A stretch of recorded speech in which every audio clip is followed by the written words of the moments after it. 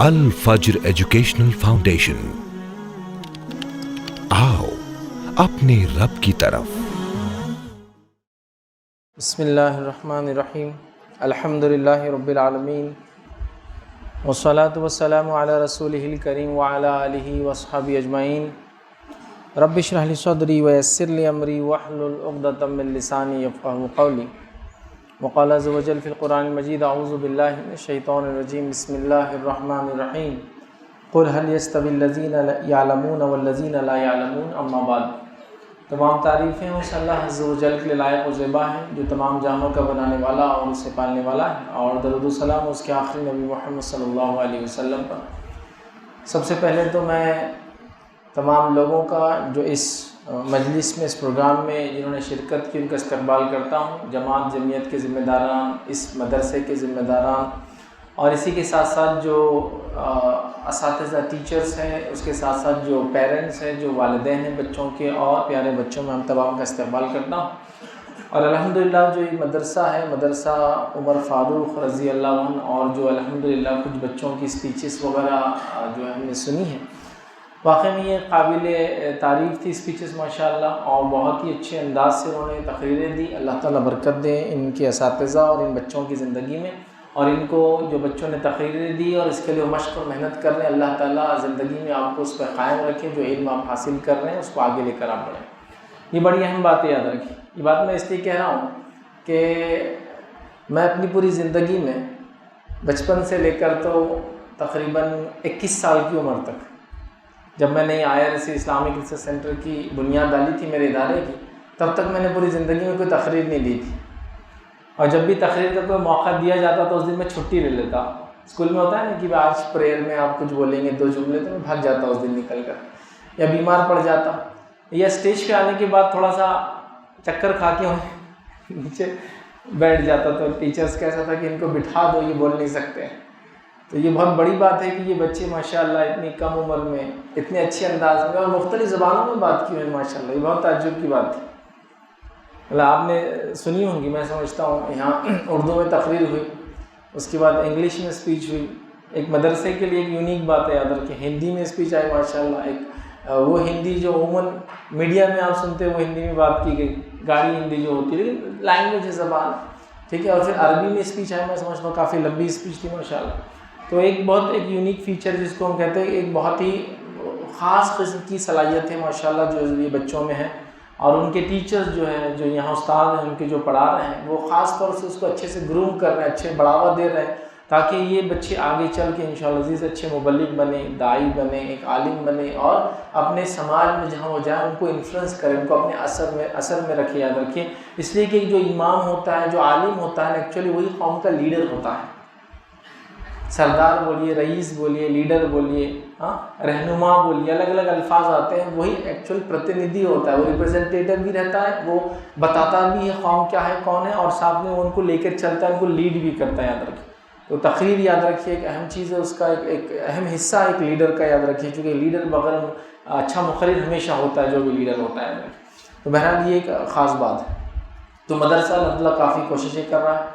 مجھے ایک ٹاپک دیا گیا تھا کہ مدرسے کی اہمیت اور ضرورت، تو میں انشاءاللہ عزیز یہ ٹاپک آپ کے سامنے رکھنے کی کوشش کروں گا، اور یہ میری پہلی اسپیچ ہے جو مدرسے کے تعلق سے مختلف سوالات کی شکل میں چھوٹی چھوٹی باتیں میں نے رکھی تھی، لیکن کبھی ایک ایسا اسپیچ جیسا میں نے کبھی ڈیزائن نہیں کیا تھا کہ مدرسے کی اہمیت اور ضرورت کیا ہے۔ تو آئیے آج چند باتیں میں مدرسے کی مختصر تاریخ، اس کے بعد مدرسہ عمر فاروق کی نہیں، مدارس یا مدارس شروع کیسے، اس کے مختصر سی تاریخ، اس کے بعد انشاءاللہ عزیز میں مدرسوں کی اہمیت کیا ہوتی ہے وہ آپ کے سامنے رکھوں گا، اور آخری پارٹ ہوگا کہ مدارس یا مدارس میں پڑھنے والے طلباء اور کیا اس میں اضافہ کر سکتے ہیں، اور کس طرح سے اس بات کو اچھے سے پیش کر سکتے ہیں۔ تو 3 پوائنٹس امپورٹنٹ ہوں گے آج کی میری اس تقریر میں۔ تو آئیے مدرسے کی تاریخ سے پہلے مدرسہ کیا ہوتا ہے، کانسٹیٹیوشنلی حکومت جس چیز کو مدرسہ مانتی ہے، تو مدرسے کے تعلق سے حکومت کی کئی اسٹڈیز ہوئی ہیں، تو ان اسٹڈیز کے بعد انہوں نے ایک جو بات کہی وہ یہ کہ مدرسہ جو ایجوکیشن ایک انسٹیٹیوٹ ہوتا ہے، یہ انڈیا کا largest formal education network ہے۔ مدارس جو ہے اس کو انڈین گورنمنٹ یہ کہتی ہے، جو کہ 1993-94 میں ایک پوری رپورٹ آئی تھی جس میں پتہ چلا کہ 4% یا اس سے کم و بیش بچے مدارس میں پڑھتے ہیں، کل تعداد مدرسوں کی 1 لاکھ سے کچھ زائد ہے ہندوستان کے اندر، اور اس کو ماڈرنائزیشن کرنے کے لیے ایک اسکیم بھی گورنمنٹ نے لگائی۔ تب کی کچھ رپورٹس ہیں جو میں آپ کے سامنے بیان رکھ رہا ہوں۔ تو انہوں نے کہا کہ مدرسہ جو ہے ہندوستان کا سب سے بڑا فارمل ایجوکیشن سسٹم ہے۔ مطلب ایک ہوتا ہے کیجول، یہی تعلیم دے دی جائے وقتاً فوقتاً، فارمل مطلب ایک سسٹم کے ساتھ، ایک نظم کے ساتھ جو تعلیم دی جاتی ہے، ویسے تعلیم دینے کا سب سے بڑا جو سسٹم ملک میں موجود ہے وہ مدرسہ ہی ہے۔ یہ حکومت نے کہا یاد رکھ، اسی لیے اس کو ریویژن کی، اس میں اور ترمیم، اس میں ماڈرنائزیشن کی انہوں نے بات کی۔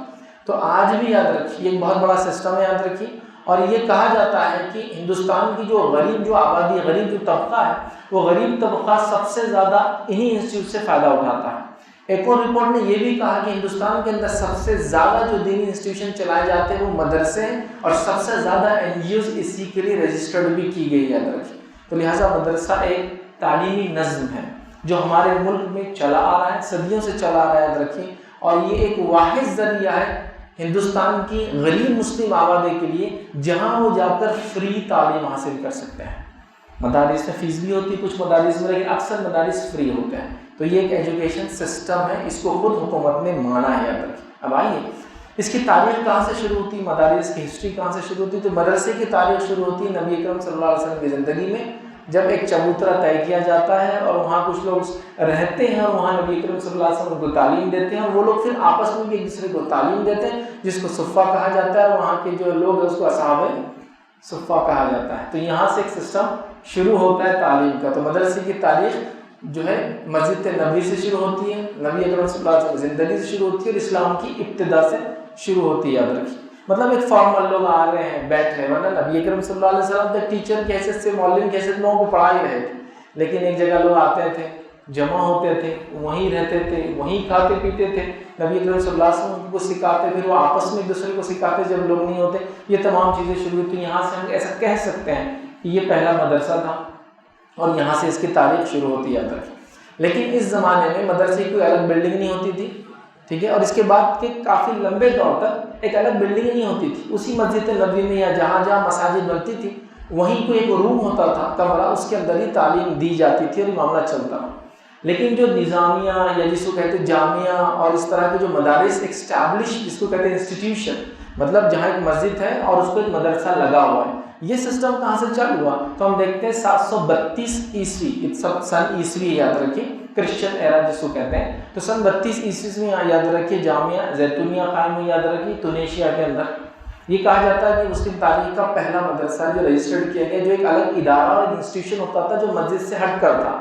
پہلے تو مساجد میں چلتا رہا یہ سسٹم، لیکن اب اسٹیبلش ورک ہو رہا ہے، تقریباً 100 سال ہو گئے نبی اکرم صلی اللہ علیہ وسلم کو دنیا سے گئے ہوئے، تو ایک سسٹم ہو رہا ہے۔ اس کے بعد ہم دیکھتے ہیں بیت الحکمہ نام کا خلیفہ مامون نے وہ کیا تھا، جو کہ 830 میں یاد رکھیے بغداد میں آیا تھا، اور یہ بھی پورا سسٹم انسٹیٹیوشن تھا، حکومت کی طرف سے فنڈنگ تھی، طلبہ آتے تھے، اسٹوڈنٹس پورے دنیا سے یہاں سیکھ کر جاتے تھے۔ اس کے بعد جو ہے الخرابین نام کی یونیورسٹی قائم کی گئی جو فیض مراکش میں قائم کی، یہ 859 میں 859 کرسچن ایرا میں قائم کی گئی، اور یہ جو ہے افریقہ کے اندر تھی، یاد رکھیں۔ اس مدرسے کی خصوصیت آپ کو بتا دوں، چونکہ نام لے رہا ہوں، یہ مدرسے کو ایک Guinness book of world record میں ایک ٹائٹل حاصل ہے۔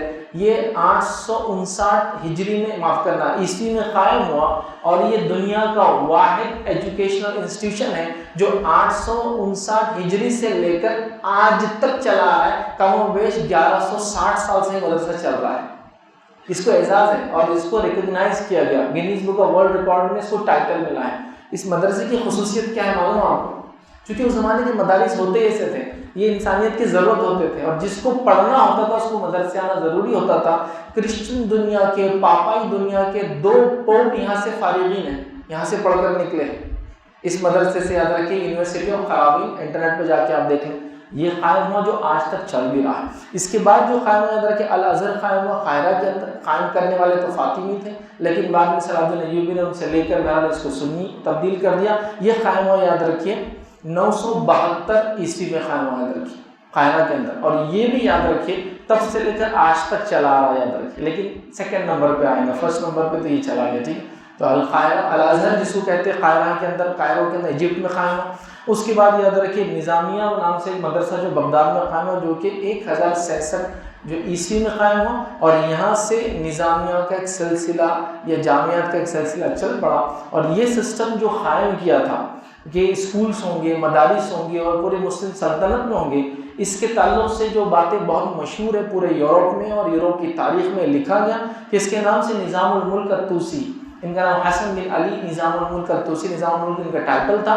یہ جو ہے ملک شاہ نام کا جو سلجوق جو ہے ایک حکمران ہیں، ان کے پاس وہاں کے بولیے گورنر بولیے رائٹ ہینڈ بولیے جو بھی تھے وہ تھے، اور انہوں نے کیا کیا ایک ایجوکیشن سسٹم بنا جس کے اندر قرآن، سنت، فقہ اور اس ساری چیزوں کو ترتیب دیا، اور ایسے ادارے قائم کے حکومت کی طرف سے پوری سلطنت میں جہاں جہاں تک یہ سلطنت تھی، عباسی خلافت میں بھی اور خود سلجوق کے اندر بھی، سب جگہ ان کو جو ہے قائم کیا، اور یہ جو سلسلہ چل پڑا انہی کے نام اور ان کے ٹائٹل سے نظام الملک کے نظامیہ بول کر یہ سسٹم انہوں نے شروع کر دیا تھا، اور نظامیہ بننے لگ ہر جگہ، اور یہی ایجوکیشن کا سسٹم تھا جو جال تھا، پورے یورپ نے اس کو کاپی کیا بعد میں کہ مسلمان کس طرح سے ماشاءاللہ کس بہترین انداز سے اپنے بچوں کو تعلیم دیتے ہیں، اور یہ مدارس ہی تھے یاد رکھیے، لیکن یہ مدارس بہت اپ ٹو ڈیٹ ہوا کرتے تھے، اتنے اپ ٹو ڈیٹ ہوتے تھے کہ عیسائی بھی اس میں آ کر علم حاصل کرتے تھے، یاد رکھیے۔ ایک واقعہ جو پوپ کا رکھ دیا میں نے، آپ کو تاریخ دیکھنا ہے تو یونیورسٹی آف قرابین دیکھیے، پوری تاریخ دیکھیے۔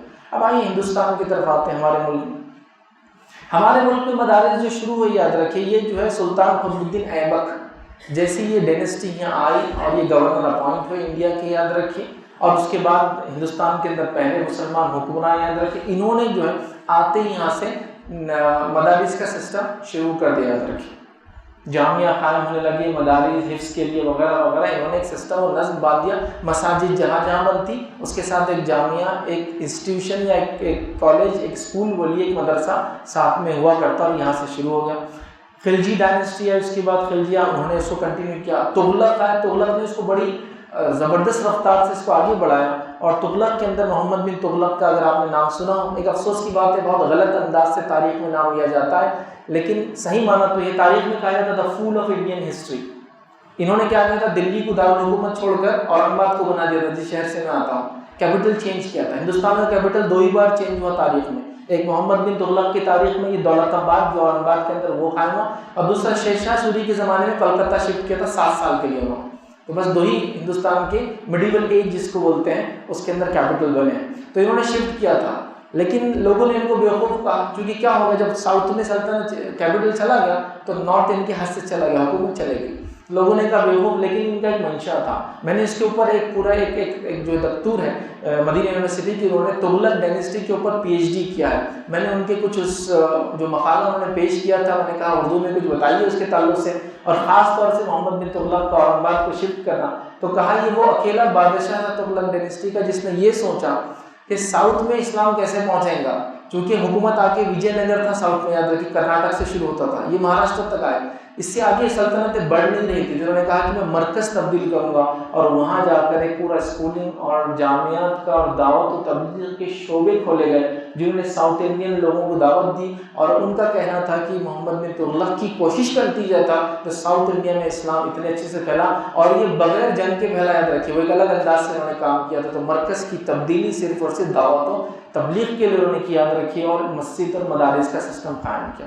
محمد یہ تغلق ڈائنسٹی کے بعد لودھی آیا، لودھینیز نے کو کنٹینیو کیا، اب آیا مغل دور، یاد رکھیے، مغل دور کے اندر اس کو بہت فروغ ملی، جامعہ کو، مدارس کو بہت آگے، جس کو کہتے ہیں نا پیک، پینیکل، اونچائی جس کو کہتے ہیں مدارس کی پورے ہندوستان میں، چونکہ انہی کے مغلوں کے دور میں ہندوستان سب سے بڑا تھا سائز کے اعتبار سے، مطلب ایک طرف جو ہے ادھر سلطنت جاتی ایران کو ٹچ ہوتی، تو دوسری طرف ادھر جاتی تو برما کو ادھر سے ٹچ ہوا کرتی جاتی ہے۔ ساؤتھ کے اندر اگر آپ صرف کیرلا کا اور تمل ناڈو کا تھوڑا پارٹ چھوڑ دیں تو وہاں سے لے کر تو پورا تبت تک، چائنا تک بارڈرز ہوا کرتی، اس کو اکھنڈ بھارت بولتے ہیں، وہ ایک ہی زمانے میں تھا، اور وہ ایک ہی بادشاہ کے دور میں تقریباً 49 سال تک چلتا رہا، یاد رکھیے، اورنگزیب عالمگیر جن کا نام محی الدین تھا، بہرحال تو اس میں چلتے رہا، تو جامعہ کا ایک سسٹم تھا، ایک نظام تھا، مدارس وغیرہ قائم کی جاتے تھے، اور یہ سسٹم پھر چلتے رہا۔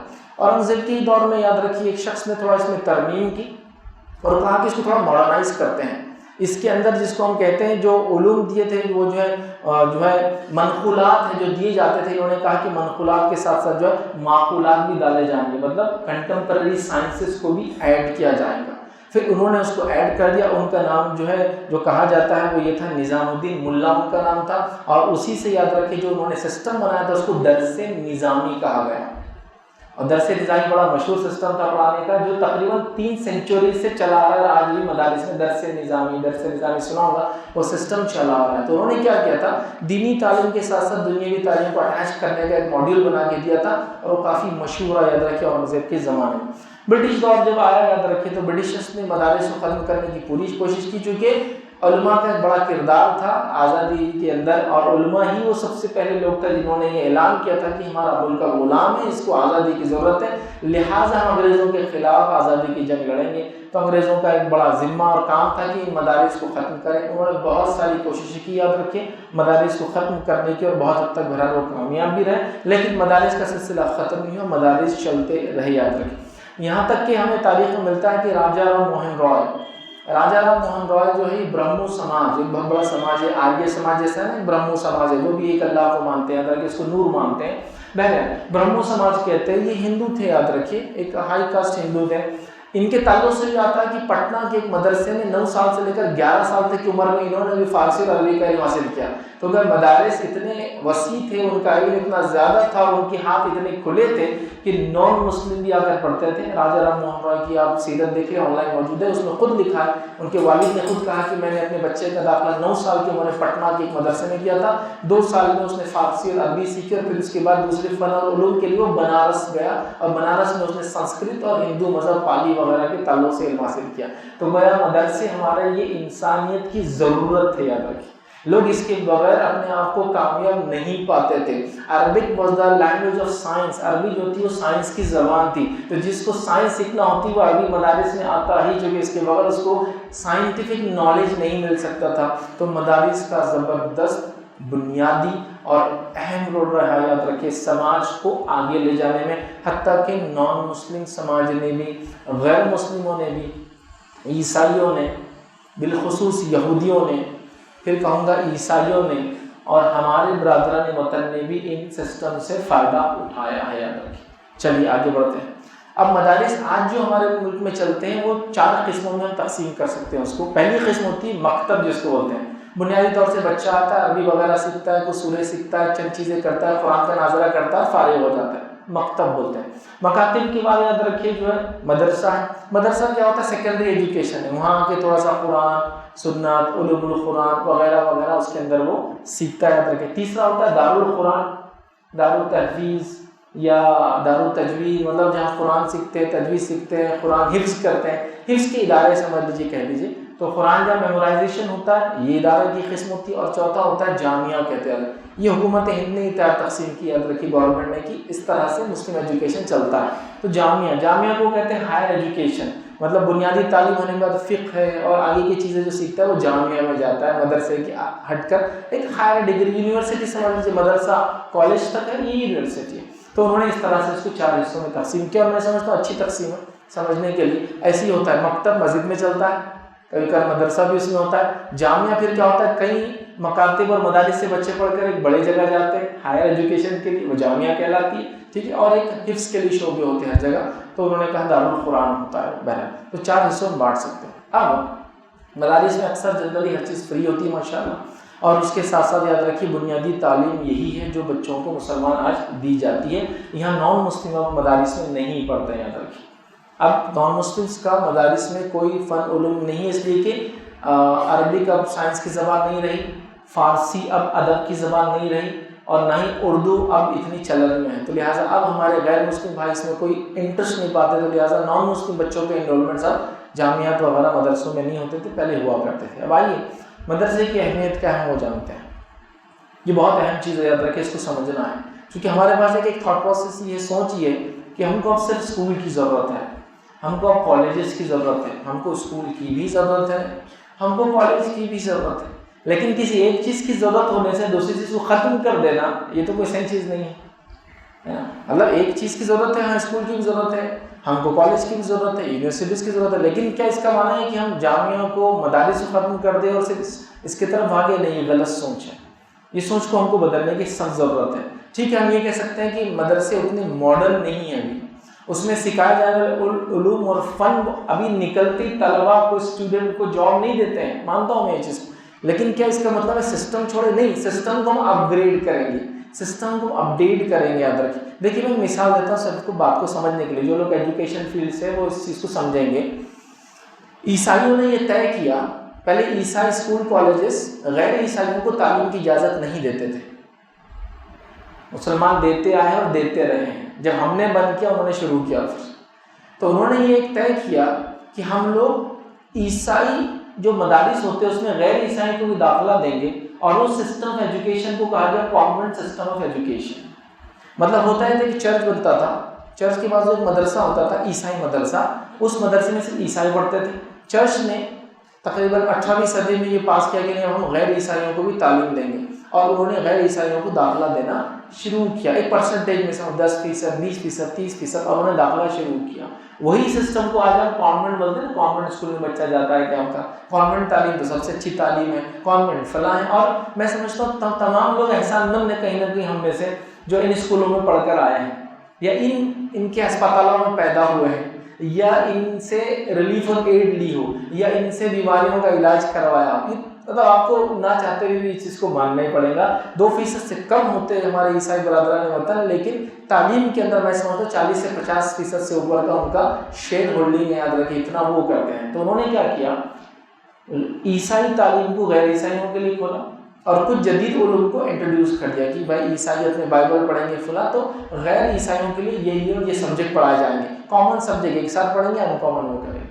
تو جب مدارس کے دروازے نان مسلم کے ایک طرح سے بند ہو رہے تھے، مطلب اس کی ضرورت کم ہو رہی تھی، عیسائیوں نے اپنی ضرورت حفاظت بڑھانے کے لیے اپنے دروازوں کو کھولنا شروع کر دیا۔ یاد رکھیں اب دینی مدارس کی اہمیت باقی، یاد رکھیں آپ چاہے کتنا بھی اسکول کے بارے میں بات کریں، کالج کے بارے میں بات کریں، لیکن دینی مدارس کی اہمیت نہ کل کم تھی، نہ آج کم ہوگی، نہ کل اس کی کوئی کمی ہوگی۔ یاد رکھیں اگر کوئی ایسا سوچتا ہے کہ اس کی ضرورت نہیں ہے تو اس سے بڑی غلطی اور کوئی نہیں کرے گا۔ یاد رکھیں چونکہ لوگ چاہتے ہیں کہ آپ ایسا سوچیں، لوگ آپ کو بتائیں گے کہ آپ ایسا ہی سوچیں جیسا ہم آپ کو بتا رہے ہیں، یہ سوچ صحیح نہیں۔ یاد رکھیں میں کہوں گا ہاں کچھ جگہ ہمیں اسکول کی کالج کی بہت سخت ضرورت ہے، لیکن اسکول کالج کی تعلیم اور بھی لوگ دے رہے ہیں، لیکن مدرسے کی تعلیم کوئی اور نہیں دے سکتا ہے۔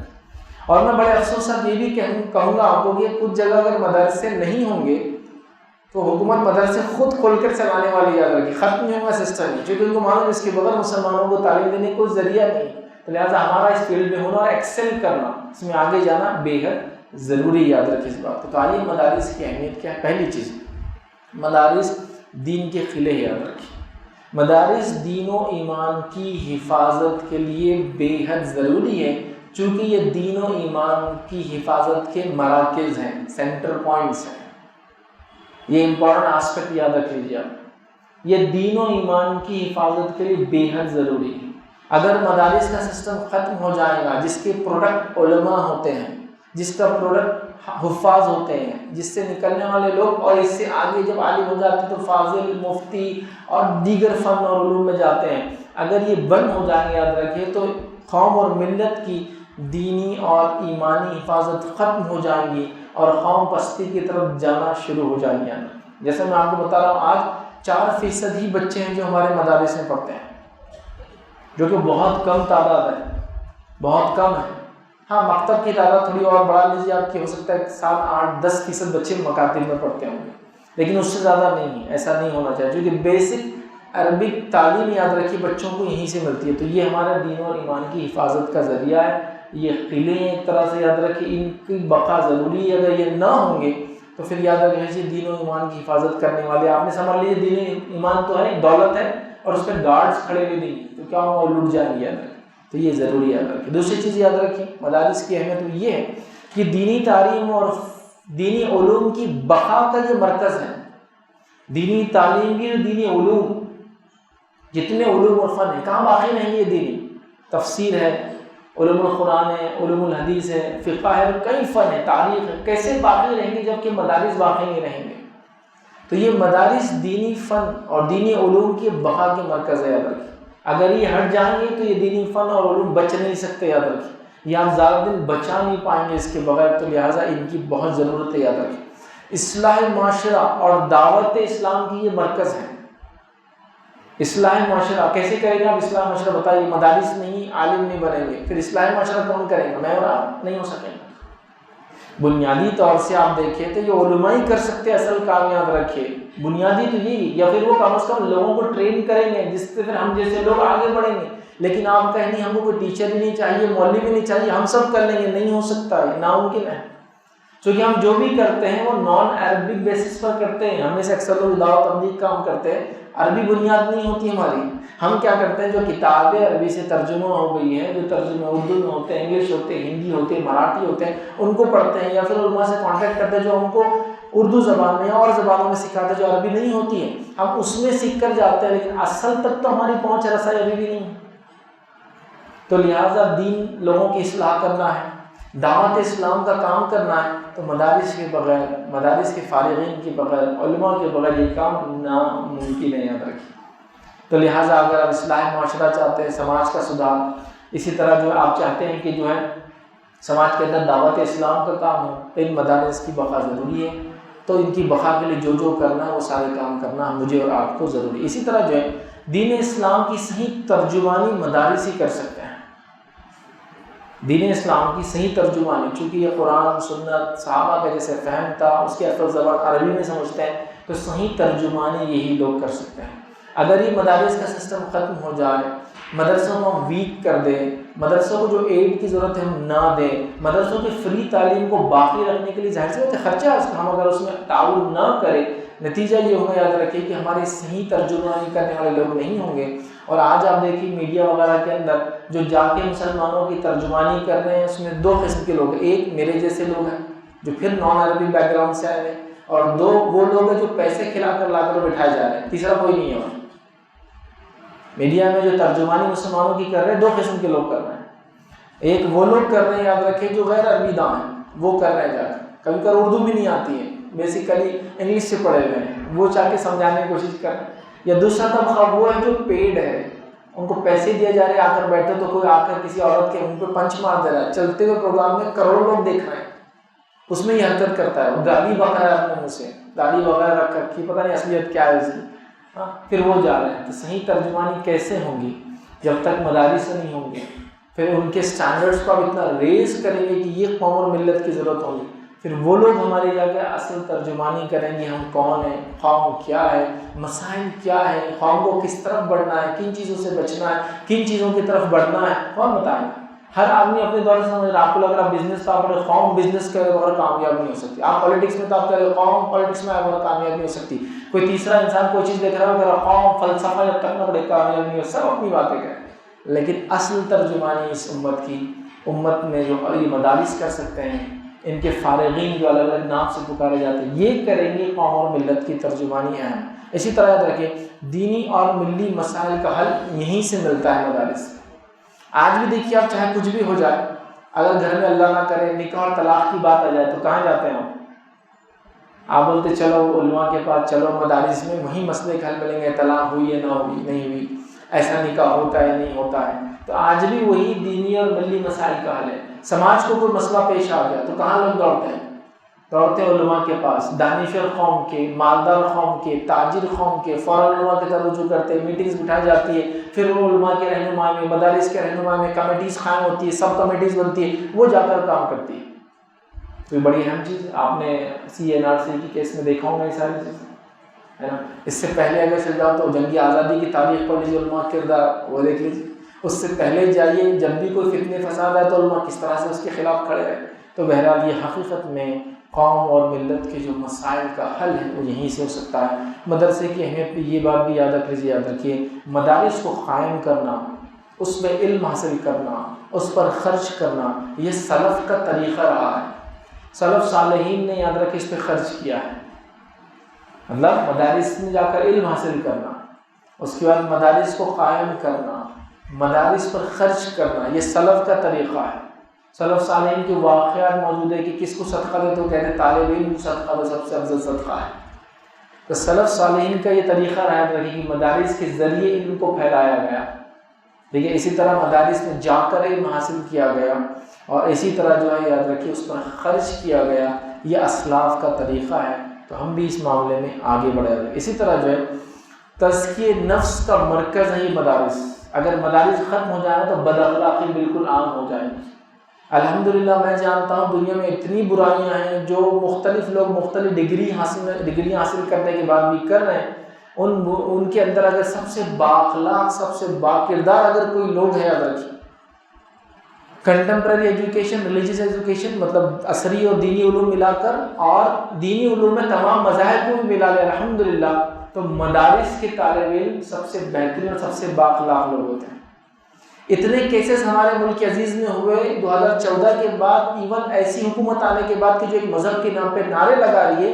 کئی مذہبی رہنما اور پیشواؤں کو دیکھیں گے آپ، انہی کے مذہب کے جیلوں میں ڈالا گیا. اس کے بعد کیوں؟ تو کسی کے اوپر ریپ کا معاملہ ہے، کسی پہ لوٹ کا معاملہ ہے، کسی پہ کھسوٹ کا معاملہ ہے، کسی پہ ڈکیت کا معاملہ ہے، کسی پہ ٹیررزم کا معاملہ ہے. بتائیے کہ مسلم مدرسہ یا مسلم مدارس سے فارغ ہیں جن پہ ایسے کوئی الزام لگے ہو؟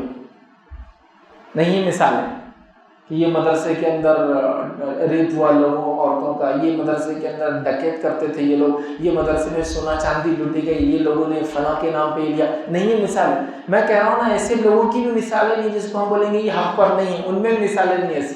تو الحمدللہ قوم جو مدارس کی وجہ سے جو اخلاقی معیار باقی ہے. یہ خود میں نان مسلم لوگوں کے ساتھ بیٹھتا ہوں، بڑے بڑے لوگوں کے ساتھ اٹھنا بیٹھنا ہوتا ہے، وہ خود گواہی دیتے ہیں کہ اتنے 2014 کے بعد مذہبی طور سے لوگ بڑے آگے بڑھے، ایک جوش آ گیا لوگوں میں ایک مذہب کا.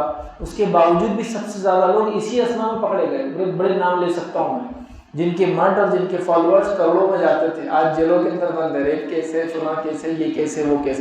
مسلمانوں میں ایک مدرسہ، اس کا ذمہ دار بتائیے اس میں کوئی کیس ہے اس قسم کا؟ ماشاءاللہ ایک بڑی بات ہے.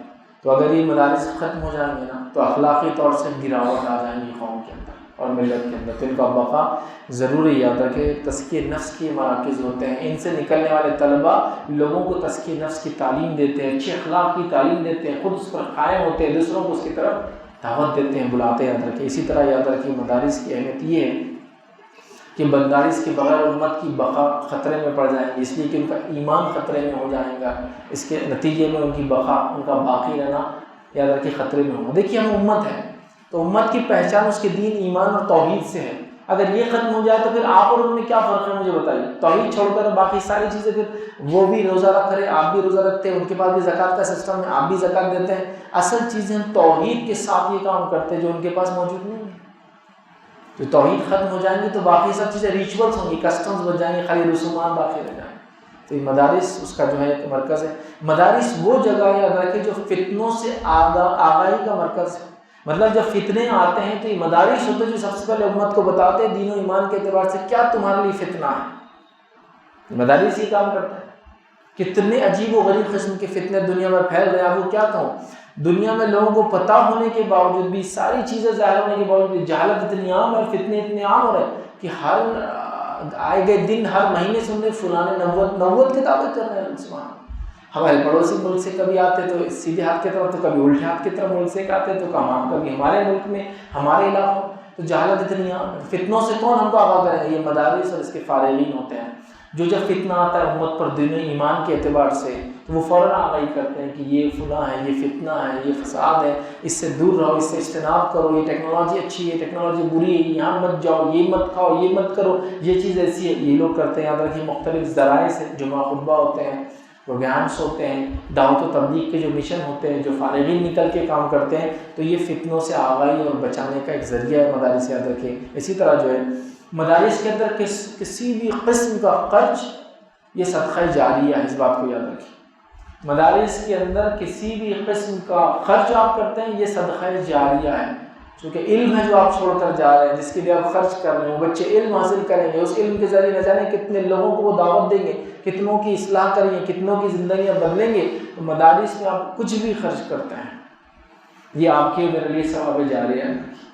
ہو سکتا ہے دوسرے بزنس میں کچھ فائدہ ہوتا ہو، نہ ہوتا ہو، نقصان بھی ہو، فائدہ بھی ہو. مدرسے کے اندر جو انویسٹمنٹ کریں گے نا آپ، یہ انویسٹمنٹ آگا نہیں جائے گا، یہ ریٹرنیبل ہے، یہ فائدے مند ہی انویسٹمنٹ ہے. یہ صرف اور صرف بدلہ دیتا ہے، چاہے کسی بھی قسم سے کتنا ہی چھوٹا آپ کو تعاون کیوں نہ ہو، یہ آپ کو فائدہ دے گا. اور بےحد ضروری یاد رکھیے کہ مدارس کی بقا کے لیے، یہ اچھے چلنے کے لیے، یہ قائم ہونے کے لیے، یہ کوالٹی ایجوکیشن دینے کے لیے امت آگے بڑھ کر آئے اور اس پر اتنا خرچ کرے جو کوالٹی ایجوکیشن ڈیمانڈ کرتا ہے۔ بہت سارے لوگ یہ تو بولتے بیٹھتے ہیں مدرسے میں یہ تعلیم نہیں ہو رہی، وہ تعلیم نہیں ہو رہی، وہ تعلیم نہیں ہو رہی۔ مدرسے کا انکم تو بڑھاؤ تھوڑی سی آپ، پھر اس کے بعد بولو یہ تعلیم نہیں ہو رہی ہے، وہ تعلیم۔ جیسا میں بول رہا ہوں مدرسے میں کیا ہونا چاہیے بھائی، فلاں تعلیم بھی ہونا چاہیے، ٹھیک ہے ہونا چاہیے، کون نہیں بولے۔ مدرسے میں کنٹمپرری ایجوکیشن، عصری علوم بھی ڈالنا جائے، ٹھیک ہے کریں گے، تو جیب بھی تو کچھ خالی کرنا پڑے گا نا، کچھ نکلنا بھی پڑے گا۔ کہ آپ کو لگا سے دعاؤں سے مدرسہ چل جاتا، ہمارے گھر کو تو کمانا پڑتا، ہم کو بزنس کے لیے بھی محنت کرنا پڑتی۔ مدرسے کیا وہ لوگ تو دعائیں کر لیتے، فرشتے آ جاتے، اکاؤنٹ میں پیسے ڈائریکٹ مل جاتے، اپنے کو کیا کرنا رہتا۔ تو اس کا انکم گروپ بڑھائیے، پھر ایکسپیکٹ کیجیے اس میں کوالٹی ایجوکیشن۔ میں یہ نہیں کر رہا اب ایجوکیشن کوالٹی نہیں ہے، آپ چاہ رہے ہیں نا اضافی ہو، یہ بھی ہو یہ بھی ہو، تو کچھ نکالنا بھی پڑے گا اس کے۔ قوم کو آگے بھی آگے بڑھنا پڑے گا کہ بھائی ہم یہاں زکوٰۃ ہی دے رہے ہیں ہر سال، ختم کرو نا زکوٰۃ سے بڑھ کے 97.5% میں سے کچھ نکالو نا۔ یہ تو 2.5 تو دینا ہی ہے نا، اس کو نہیں تو اس کو جانا ہی ہے۔ میں کہہ رہا ہوں 97.5 میں سے کیا نکال رہا ہے وہ پلان کرو، تو پھر اسٹینڈرڈ دیکھو کیسا ریز ہوتا ہے۔ کسی بھی علاقے کی، ایک مالدار علاقے کی مسجد کتنی اسٹینڈرڈ ہوتی ہے، کیوں؟ پیسہ ہے تو انہوں نے یہ کر دیا، وہ سہولت کر دی، وہ کر دی، وہ کر دی، تو وجہ بنا۔ تعلیم کے لیے بھی ظاہر سے اساتذہ چاہیے، ٹیچرز چاہیے، ایجوکیشن سلیبس چاہیے، فلاں چاہیے، جگہ چاہیے، گراؤنڈ چاہیے، کلاس چاہیے، ماڈرن اکوپمنٹ چاہیے، ڈالنا ہی پڑے گا۔ تو 2.5% سے ذرا نکل کے مسلمانوں سے گزارش کروں گا 97.5 میں سے کیا انویسٹ کر سکتے مدارس کے لیے، وہ پلاننگ، وہ چکر میں تھوڑا جائیے آپ، ورنہ پھر اسٹینڈرڈ ریز نہیں ہو سکتا، یاد رکھیے۔ تو لہٰذا یاد رکھیے اس میں کسی بھی قسم کا تعاون یہ ثواب جاریہ یاد رکھیے۔ تو مدارس بڑی جس کو کہتے اہمیت کے حامل ادارے ہیں، ایسا نہ ہو کہ ہم ان کو جس کو کہیں گے چھوڑ دے، بھول جائے، اور پھر بعد میں آنے والی نسلیں پچھتائیں کہ یہاں فلاں ہوتا تھا، تعلیم دی جاتی تھی، بچے قرآن سیکھتے تھے۔ نہیں، آج مکتب ہے، کل مدرسہ بنے، پرسوں جامعہ بنے، اس سے آگے اور کیا ہو سکتا ہے، ہم لوگ اس کی پلاننگ اور اس میں بڑھنے کی ضرورت ہے۔ آئیے آج کا آخری جو پوائنٹ ہے اگر اس کی طرف بڑھتے ہیں، وہ یہ تھا مدارس اور مدارس کے فارغین یاد رکھیں وہ کیا اپنے اندر تبدیلی لائے جس سے آلریڈی ایک اچھا ایجوکیشن سسٹم ہے وہ اور اچھا ہو جائے۔ مطلب میں کہہ رہا ہوں ایک اچھی چیز کو مزید اچھا۔ ایک آدمی ہے وہ سفر کر کے جا رہا ہے، 100 کلومیٹر کا سفر ہے، اپنے شہر سے کہیں اور جا رہا ہے، 2 ہی لوگ گاڑی میں جا رہے ہیں، 2 کی جگہ ہے، تو میں کہہ رہا اور 2 بٹھا لو، سفر بھی ہو رہا ہے، ساری چیزیں ویسی رہ رہی ہیں، 2 لوگ اضافہ ہونے سے کیا ہو رہا ہے اور فائدہ ہو جائے گا، ان کا خرچہ بچ جائے گا، ہے نا، اور ساری چیزیں ہیں۔ تو ہم وہ بات کر رہے ہیں۔ تو میں نہیں کہہ رہا ہوں مدارس پچھڑے ہوئے، مدارس کچھ نہیں کر رہے ہیں، مدارس قوم کو پیچھے لے جا رہے ہیں، وہ بات نہیں کہہ رہا۔ میں کہہ رہا ہوں مدارس جو کچھ کر رہے ہیں اس میں اور کیا اضافہ ہو سکتا ہے جس سے انشاءاللہ العزیز قوم اور ملت کو زیادہ فائدہ ہو۔ تو اسی لیے کہہ رہا ہوں مدرسہ اور مدرسے کے فارغین اور کیا تبدیلی لائے جس سے جو اچھا کام چل رہا ہے وہ اور اچھا ہو، مزید ہو۔ جسے کہوں گا ایک ہاتھ میں تو لڈو ہے ہی ہمارے پاس، دونوں ہاتھ میں لڈو ہونے میں کیا جا رہا ہے، اور فائدے میں چیز وہ کیا کر سکتے ہیں۔ تو اس کے لیے کچھ نکات ہیں میں آپ کو دیتا ہوں، اور اوپر والا جو پوائنٹ میں بول چکا ہوں اسی سے ریلیٹڈ کہیں نہ کہیں پوائنٹس آئیں گے، اس کو آپ ذہن میں رکھیں کہ ان تمام چیزوں کے لیے اخراجات وغیرہ ساری چیزیں قوم کی سوچ ہے، تعاون کریں، دیکھیں پھر مدارس کیا کمال دکھاتے ہیں آپ کو۔ تو آئیے پہلی چیز یاد رکھیں، مدارس میں جو میں گزارش کروں گا مدارس سے یہ ہے کہ مدارس میں جہاں آپ دین کی تعلیم دے رہے ہیں وہیں دیگر ادیان کی بھی تعلیم دی جائے، کیونکہ وقت اور حالات کا یہ تقاضا ہے۔ کمپیریٹیو ریلیجن اس کو بولتے ہیں، تقابلی مذاہب، کہ ہم جس قوم میں رہتے ہیں، جو ہمارے پاس اکثریت ہمارے بھائی ہیں، ان کی کیا عقائد ہیں، ان کی کیا معاملات ہیں، یہ جاننا بھی ایک عالم کو بے حد ضروری ہے، تاکہ جب وہ فیلڈ میں اترے تو حکمت کے ساتھ چیزوں کو سمجھتے ہوئے، باتوں کو پرکھتے ہوئے اپنی بات کو حکمت کے ساتھ آنے والے دور میں رکھیں۔ دیکھیے وہ زمانہ چلا گیا، وہ میں نے بھی دیکھا، راستوں میں گاڑیوں کو روک روک کے پیمفلیٹ دیتے تھے توحید کے، سگنلز پر۔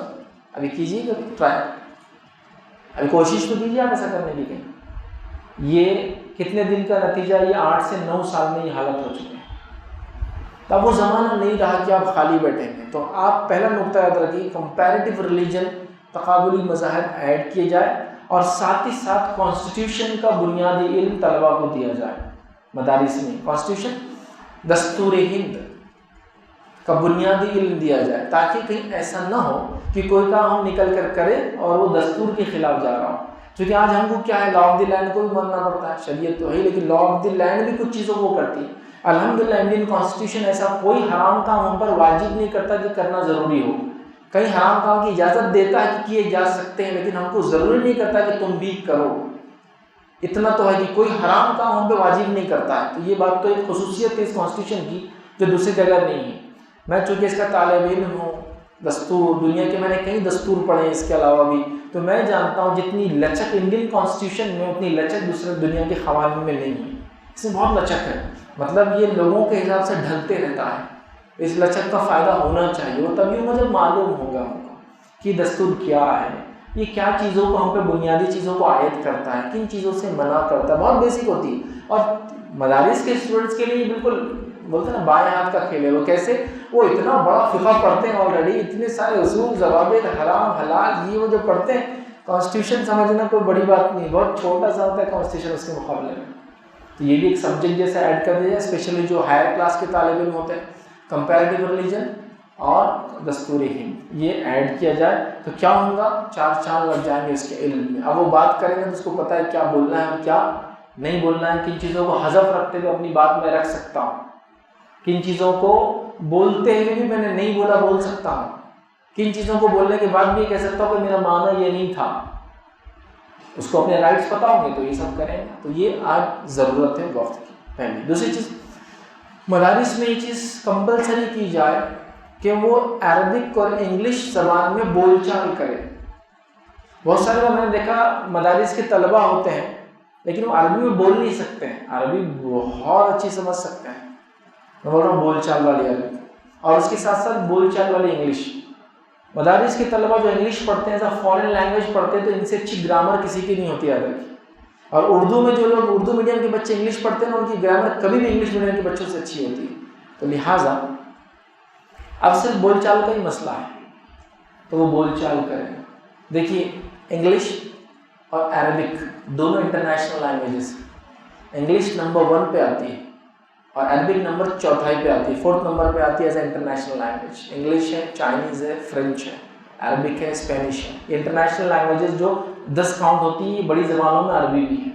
تو 2 زبانوں پہ آپ کی مہارت ہو جاتی ہے، انگلش جو لینگویج آف سائنس ہے، اور عربک جو پوری مسلم ورلڈ کی لینگویج، 52 کے اندر تقریباً 22 ملک ہے جو عربی بولتے ہیں، تو وہ 2 زبانوں پہ آپ کا کمانڈ ہو جاتا ہے۔ بولنے پہ کہہ رہا ہوں میں، لکھنے پہ ہے ماشاءاللہ، پڑھنے پر بھی ہے، اس سے اچھی گرامر کسی اور کے لیے۔ ایون عربز میں جانتا ہوں جو کہتے ہیں کہ جو ہندوستان سے طلبہ آتے ہیں نا مدارس سے، ان کی عربی عربوں سے اچھی ہوتی ہے۔ میں ایسے طلبہ کو انڈین جانتا ہوں جو عرب استادوں کے بچوں کو عربی پڑھاتے ہیں جانے کے بعد، کہ نہیں ایسا نہیں ایسا ہے، چونکہ اس بنیاد سے عربی پڑھتے ہیں جس کی کوئی کیا ہے۔ بلکہ میں نے تو کئی عربوں کو سنا کہ انڈین طلبہ جو آتے ہیں، انڈین پاکستانی برر صغیر سے، وہ کہتے ہیں یہ عربی بولے تو ایسا سن کے خوشی ہوتی ہے، جو زبان بولتے فصیح ہوتی ہے، کہ وہ زبان ہوتی ہے فصیح اور بلیغ۔ ہم لوگ جو بولتے ہیں وہ میڈیا والی عربی ہوتی ہے، جیسا ایک اردو کتابی ہوتی ہے اور ایک اردو بول چال والی ہوتی ہے، کتنا فرق رہتا ہے نا، ویسا ہوتا ہے۔ سبحان اللہ۔ تو اب خالی بولنا ایڈ کر دینا ہے، باقی سب آلریڈی آپ کے پاس تیار ہے سیٹ، اور آپ انٹرنیشنل شخصیت بن جاتے ہیں بولنے کے معاملے۔ چونکہ دنیا آپ کا علم کتنا کب جانیں گے، جب آپ بولیں گے نا، تو بولیں اس کو، ٹھیک ہے۔ تیسری چیز یاد رکھیں، دینی تعلیم کے ساتھ ساتھ یاد رکھیں تھوڑی عصری تعلیم بنیادی اس میں شامل کی جائے۔ بنیادی میں کیا کر رہا ہوں، انگلش لینگویج، سائنس اور میتھس، بس ایک سبجیکٹ کے طور پہ ایک ٹیچر اپوائنٹ کیا جائے، ایک ہی ٹیچر ہو سکتا ہے سب پڑھائے، تاکہ ہمارا طالب علم جب مدارس سے نکلے تو وہ پریشان ہو کہ دنیا میں کیا چل رہا ہو، وہ آلریڈی پڑھ چکا ہو بنیادی چیزیں۔ اس کو میں یہ نہیں کہہ رہا ہوں کہ اتنا پڑھائے کہ نیٹ کریک کرے، اگر کوئی طالب علم میں اتنی صلاحیت ہے کہ یہ بھی کر کے نیٹ بھی کریک کرتا ہے، سبحان، اچھی بات ہے۔ اور ہم نے دیکھا کئی بچوں نے نیٹ کریک کیا، اور میں یہ بات دعوے سے کہتا ہوں اور کہہ سکتا ہوں، ایک حافظ اور ایک عالم یاد رکھیے، اسکول کالج کے پڑھنے والے بچوں کو کئی گنا پیچھے چھوڑتا ہے پڑھائی کے اس کے اندر۔ ایک حافظ جب اتنی بڑی کتاب کو 6000 سے زیادہ آیتوں کو یاد رکھتا ہے، اس کے لیے نیٹ ویٹ، یہ JEE، یہ سب ایگزامس کچھ بھی نہیں، کچھ بھی نہیں۔ UPSC اور آپ کے پاس کیا ہو، MPPSC کریک کرنا کوئی بات نہیں آپ لوگوں کے لیے، کیونکہ اللہ کی کتاب پوری آپ کے ذہن میں، آپ کو پتہ ہے یاد کرنے کا طریقہ کیا ہوتا ہے، بیٹھ کر آپ نے وہ سیکھا ہے۔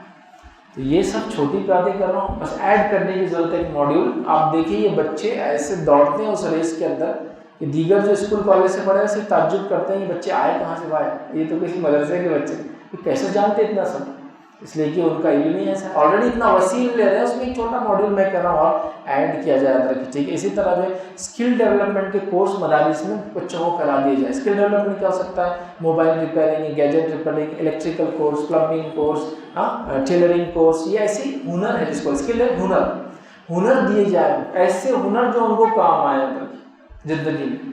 ہنر کبھی بھی بیکار نہیں جاتا، ہنر جس انسان نے سیکھا نا اس کو کام ہی آتا ہے. تو کچھ ہنر مندی کی تعلیم دی جائے، جو بھی طریقہ ہو سکتا ہے، 1 مہینے کی کورس، 2 مہینے کی کورس، 3 مہینے کی کورس کروا جائے. کمپیوٹر کی تعلیم، سوشل میڈیا کی تعلیم اور لیٹسٹ ٹیکنالوجیز کو مختصر سا ضرور پڑھایا جائے، مکمل طور سے نہ بھی ہو تو. بنیادی کمپیوٹر کیسے چلتا ہے، سوشل میڈیا کیا ہوتا ہے، اور اس کے ساتھ ساتھ جو لیٹسٹ ٹیکنالوجی. سوشل میڈیا کے تعلق سے میں آپ کو کیا کہوں، آج دنیا کے بڑے بڑے احتجاج سوشل میڈیا پر رجسٹر کر سکتے ہیں. ہاں میں آپ کو بتاتا ہوں، میں اگر میرے ٹویٹر کے اکاؤنٹس ہیں، ریلوے اسٹیشن پہ کھڑا ہو رہی میں کر چکا ہوں، یاد رکھیے، ریلوے اسٹیشن پہ کھڑا ہوں، ایک لائٹ ہے نا وہ چلتی اور بند ہوتی، چلتی بند ہوتی، تو ایک تصویر ایک چھوٹا ویڈیو بنا کر ٹیگ کر دی ریلوے منسٹری کو، ٹیگ کر دی ہمارے پاس کے اسٹیشن ماسٹر کو، ٹیگ کر دی وہاں کے کارپوریشن کو، 2 دن میں چینج ہو جاتا ہو. جس کام کے لیے آپ کو احتجاج کرنا پڑتے تھے نا، سوشل میڈیا پہ آپ کرا سکتے ہیں. اگر آپ کا ویریفائڈ اکاؤنٹ ہو تو پھر تو 6 گھنٹے میں ہو جاتا کام، اور رسپانس بھی آتا، سر یہ کر دیا گیا ہے، دیکھ لیں، چالو لائٹ کی تصویر. یہ ہو رہا ہے دنیا اتنی ہے، تو آپ کو احتجاج کی ضرورت نہیں، اپنا احتجاج آن لائن رجسٹرڈ کرائیں. آپ UN کو ڈیمانڈ کریں فلاں چیز کے لیے. یہ تبھی ہونا جب ہمارے جو سب سے زیادہ پڑھا لکھا طبقہ دینی وہ جانتا ہوں کہ طاقت کیا ہے سوشل میڈیا کی. تو کمپیوٹرز کی بنیادی تعلیم، سوشل میڈیا کی بنیادی تعلیم اور لیٹسٹ ٹیکنالوجیز جو آ رہی ہے اس کا بنیادی علم، یہ بے حد ضروری ہے. چونکہ ہمارے ان طلباء کو، ان مدارس کو آگے جا کے وہ جو ٹیکنالوجیز کے اثرات امت پہ ہونے والے ہیں وہ جاننا ہے. اس کے لیے ان کو ٹیکنالوجی سمجھنا ہے، پھر اس کے اثرات کیا ہوں گے، امت کو آگاہ کرنا. دیکھو ایسی ٹیکنالوجی آ رہی ہے، بچ کے رہنا. دیکھو ایسی ٹیکنالوجی آ رہی ہے، اتنا حلال ہے، اتنا حرام ہے اس کا. اچھا دیکھو ایسی ٹیکنالوجی آ رہی ہے، اس کو خطرہ ہاتھ مت ڈالنا، یہ بالکل حلال ہے، اس میں آگے جاؤ، بڑھ چڑھ کے حصہ لو اس ٹیکنالوجی کے اندر. بولیں گے نا تبھی تو. آج آپ کو معلوم ٹیکنالوجی کتنی ایڈوانس ہو رہی ہے. ایک میٹا بول کر آ رہا ہے، میٹا ورس بولتے ہیں. اسی کے چکر میں فیس بک نے بھی اپنا نام بدل دیا ہوگا، میٹا ہو گیا، مطلب نیچے لکھا. میٹا ورس ایک ٹیکنالوجی ہے، ابھی آپ دیکھ سکتے ہیں چیزوں کو، ٹھیک ہے. میٹا کیا ہے، آپ کو دیکھ بھی سکتے ہیں، چھو بھی سکتے ہیں، سونگ بھی سکتے ہیں اور چک بھی سکتے ہیں بغیر چیز کو دیکھے. اتنا سب کر سکتے ہیں. آپ کو ایسا کیسا ہو سکتا ہے؟ سب ہو سکتا ہے. محسوس بھی کر سکتے ہیں. اور ابھی آپ گیم کھیلتے ہیں تو اسے محسوس نہیں ہوتا نا. اگلے گیم ایسے ہیں جس میں اس کو گولی لگی، آپ کے کیریکٹر کا آپ کو پین فیل ہوگا جہاں گولی لگی، وہ اس میں جا رہے ہیں. یہ اتنی ٹیکنالوجی جدید ہوتی جا رہی ہے. یہ ظاہر سی بات ہے جب اتنا سب کروائیں گے تو برائی کو بھی اتنا قریب کر دیں گے جتنی اچھائی قریب ہو سکتی ہے. یہ بات بھی آپ سمجھیں. آپ فیل کر سکتے ہیں چیزوں کو، چونکہ اس میں سینسرس لگے ہیں.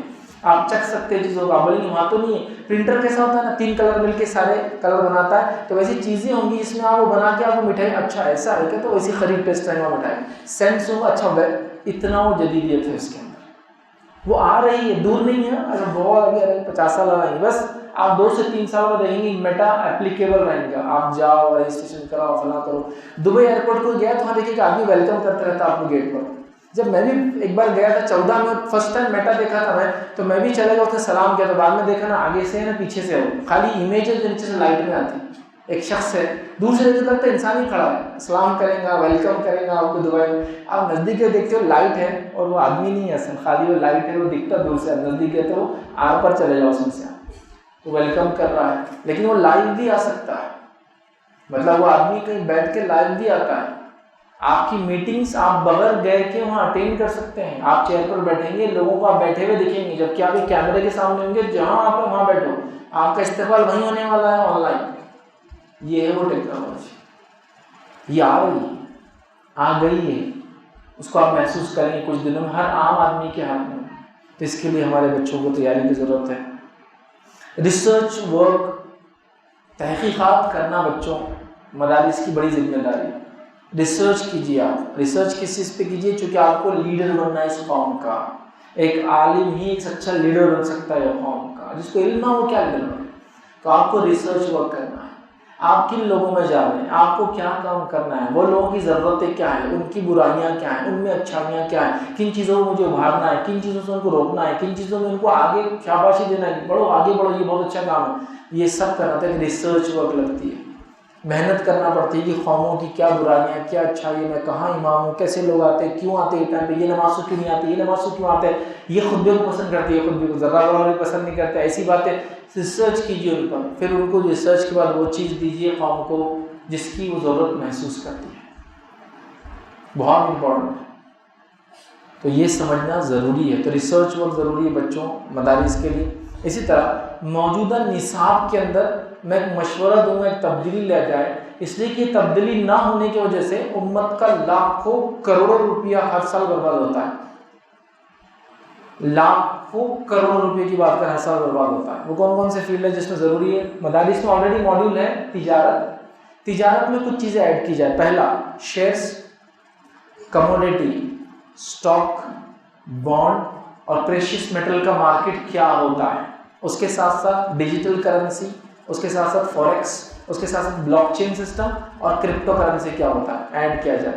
یہ آج ایڈ نہیں ہوگا نا، آج امت ہزاروں لاکھوں کروڑ روپیہ برباد کری اس میں انویسٹ کر کے، کوئی ان کا رہنما نہیں. میرے پاس کال آتا ہے وہ بلاک چین ٹیکنالوجی میں کرپٹو میں پیسے ڈالے نہیں ڈالے. میں بھی بہت احتیاط کرتا ہوں ان مسائل کو، کیونکہ بہت ہی لیٹسٹ ایشوز ہیں. ایک نان عربک جس سے دین کو سمجھا، اس کے لیے بولنا اور خطرے سے خالی نہیں ہوتا. لیکن پچھلے تقریباً 8 سال یا 10 سال پہلے کرپٹو آ گئی ہے. ابھی 6 مہینے پہلے پہلا ایک فتویٰ سعودی سے آیا اور دوسرا دیوبند سے آیا. اس کے علاوہ تو کسی نے اب تک منہ بھی نہیں کھولا. امت لاکھوں کروڑ روپے انویسٹ کر رہی ہے اس کے اوپر، دن اور رات پیسہ لگا رہی ہے، اور ڈوب اور برباد ہو رہے ہیں، برباد ہو رہے ہیں. میں بتا رہا ہوں ہے نا. آپ کو جو ہے ٹیسلا کے اونر نے جو ایلن مسک نے اعلان کر دیا کہ اب ہم چیزیں خریدیں گے تو کرپٹو لیں گے. لوگوں نے دن اپنے حلال پوری کمائی ڈال دی اس کے. 1 سال بعد بولتا ہے اب نہیں خریدیں گے، اس سے پورا پیسے کا ریٹ ڈاؤن. 1 لاکھ روپے کا جو ایک کرپٹو تھا، آج جو 100-200 روپے میں لے سکتے ہیں آپ. کتنا لٹایا امت نے اس میں. تو امت کے حلال مال کیسے بچائیں گے جب تک یہ مسئلہ معلوم ہی نہیں ہوگا یہ حلال نہیں ہے حرام ہے، جائز ہے ناجائز. اور یہ ساری چیزیں تھی تجارت کا حصہ ہے. آلریڈی اصولی تجارت ماشاءاللہ ہمارے علماء پڑھتے ہیں، اس میں یہ ماڈیولز ایڈ کیے جائے تاکہ یہیں سے نکلے تو وہ جانتے ہو قوم کا. اس لیے قوم کا مزاج سب لوگ انویسٹ کر رہے ہیں. آج کل وہی مارکیٹ ہے، ٹھیک ہے، اس میں بہت ساری چیزیں حلال بھی جانا بھی چاہیے، چونکہ فیوچر مارکیٹ ایسی ہونے والے ہیں.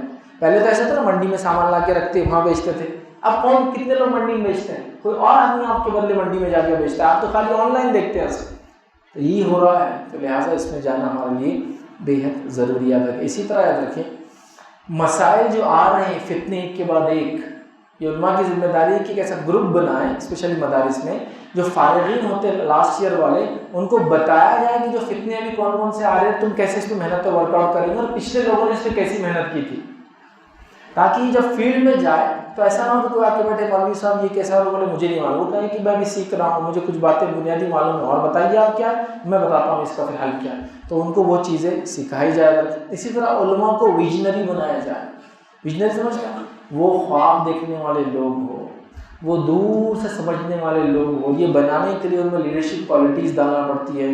یہ مدارس کی ذمہ داری ہے کہ ان میں یہ کوالٹی ڈالے تاکہ وہ مسائل کیسے بیان کرنا ہے، قوم کی ضرورت کیا ہے، کس ایشو کو ابھی اٹھانا ہے، کس ایشو کو بعد میں ہم لیں گے، وہ تمام چیزوں کو ان کو علم یاد رکھیں. اسی طرح فارغین مدارس کے لیے میں جو لوگ میری بات سن رہے ہیں جو مدرسے سے فارغین بزنس کرتے ہیں، آپ سے کہوں گا فارغین مدارس کے لیے آپ اپنے جابس کے اندر ایک ایک سیٹ ان کے لیے رکھیں. بہت سے لوگ بولتے ہیں نا مدرسے میں رہتے تو ان کی انکم نہیں تو فلاں مسئلے ہو رہے. تو آپ کو جیسا ہوتا ہے نا ہر فیلڈ میں کہ لنگڑوں کے لیے اتنی سیٹس رہیں گی، اندھے اور مکوں کے لیے اتنی رہیں گی، SC ST کے لیے اتنی رہیں گی، تو ہر مسلمان یہ طے کر لے کہ میرے بزنس میں ایک عالم کی جگہ تو رہیں گی جاب کے. وہ مدرسے سے جو کما رہا ہے وہ اس کا زائد ہوگا، لیکن میرے پاس بھی وہ جاب کرے گا، وہ آئیں گا کمپلسریلی. جب یہ کرو گے تو پھر فارغین نکلیں گے، ان کو جابز ملیں گے تو بچوں کو لوگ اور ڈالیں گے. جب ان کو جاب نہیں ملیں گے تو لوگ ڈالیں گے نہیں بچوں کو. تو ہر آدمی سوچتے کہ میرے پاس 20 لوگ کام کرتے تو ایک عالم میں ضرور رکھوں گا جاب میں. اس کی چھوٹ کے ساتھ کہ اس کو نمازوں کو جانا پڑتا ہے اتنے بجے، نماز سب جاتے ہیں مسلمان، لیکن اس کو پڑھانے جانا ہے، اس کو تھوڑا خاص ٹائم دینا پڑے گا. اس نیت سے بول رہا ہوں یہ تھوڑا زیادہ جائے گا لیکن یہ میرے پاس جاب کرے گا. تب پھر آپ کو فارغین کے لیے جاب اپارچونیٹیز کریٹ ہوں گی، تب پھر بچوں کو خوشی سے اپنے بچوں کو ڈالیں گے۔ کسی بھی ایسے سسٹم میں جہاں کے ریزلٹس جاب کے اعتبار سے اچھے نہیں، لوگ ڈالتے نہیں ہیں، تو پھر کرنا تو ہم کو ہی پڑے گا۔ تو ہم طے کر لیں کہ ہمارا ایک بزنس میں ایک پارٹ ایک عالم کا رہے گا کہ وہ جاب پر رہے گا، اور اسپیشل کنسیشنس اور کنسیڈریشن بولتے ہیں نا، مخصوص رعایتوں کے ساتھ اور مخصوص تھوڑی چھوٹ کے ساتھ جو عام لوگوں کو نہیں ہے، ٹائم وغیرہ، کہ اس کو دیا جائے گا، تبھی تو پھر اس کی ایک اچھی انکم ہوں گی، اور اس کے بعد اس کے فتاوے، اس کے علم، اس کے خطبات میں وہ اثر آپ دیکھیں گے جو قدیم زمانوں میں آپ دیکھتے تھے۔ ٹھیک ہے، تو بہت ضروری یاد رکھیے جاب اپارچونیٹیز ایسی ہم کریٹ کریں گے انشاءاللہ۔ عالم جو بن رہے ہیں میں ان سے گزارش کروں گا مدارس سے جو لوکل زبانیں ہیں وہ بولنے کی تعلیم دے بچوں کو۔ یہاں ہندی چلتی ہے، ہم بس مراٹھی چلتی ہے، تیلگو، تمل، ملیالم، پنجابی، تاکہ عالم جو نکلے وہ اپنی لوکل لینگویج میں بولے۔ دعوت اور اصلاح دونوں کا کام ایک ساتھ ہو جاتا ہے۔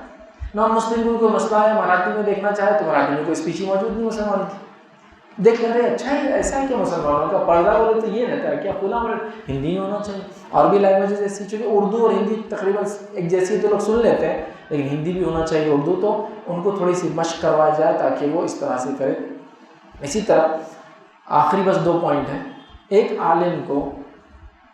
عالم کو مدرسے میں تعلیم دی جائے کہ وہ میڈیا میں کیسے اپنے آپ کو ریپریزنٹ کرے، یہ بہت امپورٹنٹ ہے۔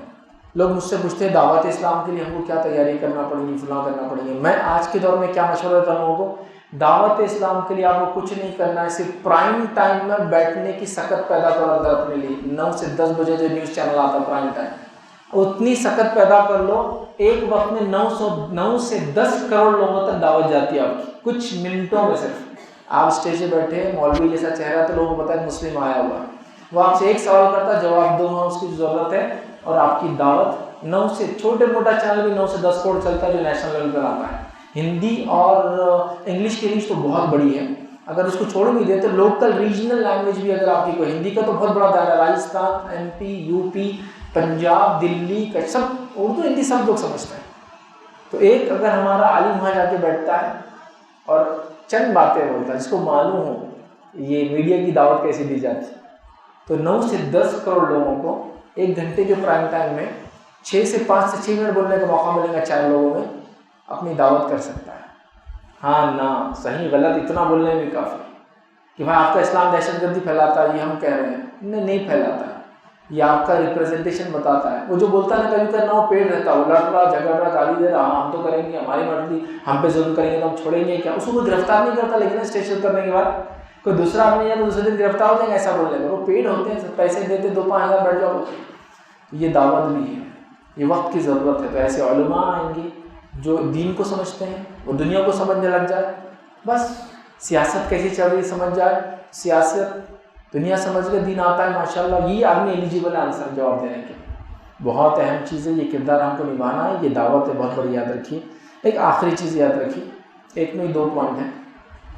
پہلا حصہ یہ ہے، جو لوگ علماء بنتے ہیں مدرسے سے فارغ ہوتے ہیں، وہ جب مدرسے سے باہر نکلے تو دیگر غیر عالموں کو وہ جاہل نہ سمجھے، یہ بہت امپورٹنٹ چیز ہے، اس کو غور سے سمجھیے۔ اس کو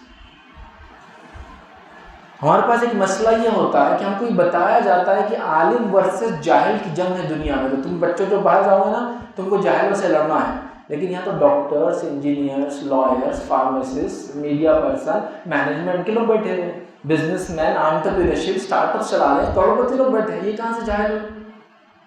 ایسا بتایا جاتا ہے عالم ورسز جاہل نہیں، دینی عالم ورسز دنیاوی عالم ہے، وہ بھی عالم ہے اپنے علم کا، اپنے فن کا، ایون ایک میکینک بھی عالم ہے، گاڑی کو بناتے کیسے اس کا۔ تو یہ سوچ سے مت جانا مارکیٹ میں اور دنیا میں کہ عالم ورسز جاہل ہے، نہیں، عالم دینی عالم ورسز کنٹمپرری عالم، دینی علم رکھنے والے کے مقابلے میں دنیا کا علم رکھنے والا آدمی ہے، تو اس کو اس لیول پر لا کر بات کرنا۔ جب ہم اس کو لیول گرا کے بولتے کہ عوام جاہل ہے، ان کو کیا سمجھیں گا، تو پھر وہ ان کا مزاج بن جاتا ہے، اس کو کیا سمجھتا ہے، یہ تو فلاں وہ دو قدم آگے بڑھتا ہے، چونکہ جاہل تو بول ہی دیا آپ نے۔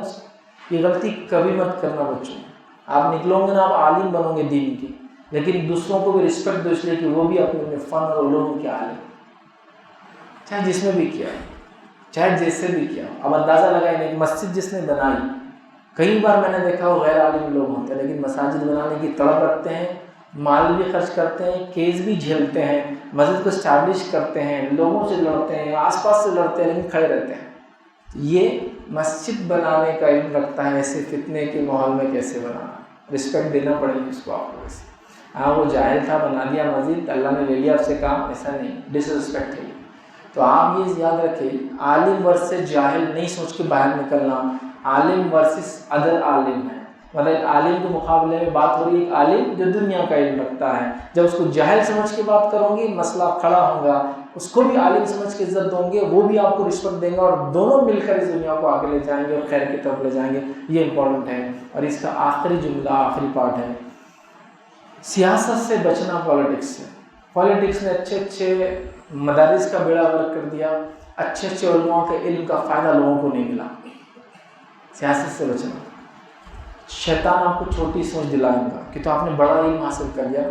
کہیں تو اس کو دیکھیے، جاہل کو اس کی جہالت کے اعتبار سے دھوکہ دیتا ہے، عالم کو اس کے علم کے اعتبار سے دھوکہ. سب کو ایک جیسا دھوکہ نہیں دیتا شیطان. جو آدمی جیسا اس کو ویسا ٹکراتا ہے کہ تو آپ کے پاس کیا ٹکرائیں گا کہ یہ کر لو تو تمہارا نام ہو جاتا، ایسا بولو تو تقریر میں تم مشہور ہو جاتے، فلاں کر لو تو سب کا منہ بند ہو جاتا. یہ سب سیاست ہے. ہم کو منہ بند نہیں کرنا ہے لوگوں کا، ہم کو لوگوں کو حق بتانا ہے اپنے منہ سے. ان کا منہ کیوں بند کرنا ہے؟ وہ اللہ تعالیٰ کا ذمہ ہے، کس کا منہ بند ہوگا نہیں ہوگا. ہم بات کریں گے، میں سچ پر رہوں گا، میں سماج کو، دنیا کو سمجھتے ہوئے صحیح کام کرنے کی کوشش کروں گا. سیاست نہیں کی مطلب جیسا مجھے بھاگنا ہے اور ریس میں جیتنا ہے، اس کے دو طریقے ہیں. میں اتنی محنت کروں ریسنگ کی، اتنی محنت کروں کہ جب میں بھاگوں تو میں جیت جاؤں. اور دوسرا کام، دوسرے بھاگنے والوں کو جلاب دے دوں اور میں بھاگتے رہوں گا، میں جیت جاتا ہوں. وہ بیچارے جلاب کے ایسے ریس سے باہر نکل جاتے ہیں. تو دو طریقے جیتنے کے. ایک ہوتا ہے کہ خوب محنت کر کے ریس سے بھاگو، اور ایک ہوتا ہے کہ بھاگتے بھاگتے کسی کے پیر میں پیر ڈال کے گرا دیا، کسی کو کچھ پوچھ لے ٹائم کیا ہو، دیکھو دھکا دے دیا، چلو ماشاء اللہ اپن تو آگے ہی ہے. ایسا ہے اپنی محنت میں. تو سیاست یہ بولتی ہے کہ جب ریس میں جیتنا ہے تو دوسروں کو جلاب دے دو، ان کے پیر میں پیر ڈالو، چاٹی ڈالنا بولتے ہیں نا اس کو، یہ کیا بولتے ہیں، وہ کرو. اور آپ یہ بولنا چاہیے نہیں، میں یہ راستہ نہیں اپناؤں گا، میں ریس میں دوڑوں گا اور اپنے فن، علم، ہنر جو اللہ کی توفیق سے ہے، میں اس کے ذریعے دنیا میں کامیاب ہے. ورنہ اچھے اچھے لوگ جو اتنے، ایک ادارہ اتنا اچھا چل رہا ہے، سیاست کی وجہ سے برباد ہو جاتا ہے. بچے بھی برباد، لوگوں کو فائدہ نہیں. ایک اچھا عالم ہے، سیاست کی وجہ سے کسی ایک کے بارے میں بول دیتا ہے کچھ بات، پھر اس کے بعد اس کا علم بھی ختم، لوگ سنتے نہیں. تو ایسا نہ ہو. سیاست سے بچوں کو بچنا. مدارس میں خاص اس پہ زور دیا جائے کہ بچے جب باہر نکلیں ویسی کوئی غلطی نہ کر بیٹھے سیاسی طور سے، یا سیاست والی یا پولیٹیکل، جس سے ان کا کیریئر بھی خراب ہو اور ان کا آگے کام بھی خراب ہو. تو بہرحال یہ چند باتیں تھیں جو میں نے مناسب سمجھی. مدارس کی اہمیت اور مدارس کے لیے اور کس اچھے ڈھنگ سے مدارس کام کر سکتے رکھوں، کیونکہ فرسٹ ٹائم پہلی بار مجھے ٹاپک دیا گیا تھا پڑھنے کو، تو میں نے سوچا دونوں باتیں ایک ساتھ لا لوں، تو ہو سکتا ہے بولنے والے کے لیے بھی فائدہ ہو اور سننے والے کے لیے بھی انشاءاللہ فائدہ ہوگا. تو لہٰذا امید کرتا ہوں کہ مدارس کی اہمیت کے تعلق سے کچھ نہ کچھ بات آپ کے سامنے آئی ہوں گی. اور اگلا مدارس کو لے کے چلنے کے لیے امید ہے کہ جو آپ بولتے ہیں ایسا ہونا چاہیے، تو وہ مدارس والے ریڈی ہے کرنے کے لیے. بس آپ بھی آگے آئیں، جڑ جائیں، اپنا تن من دھن لگائیں.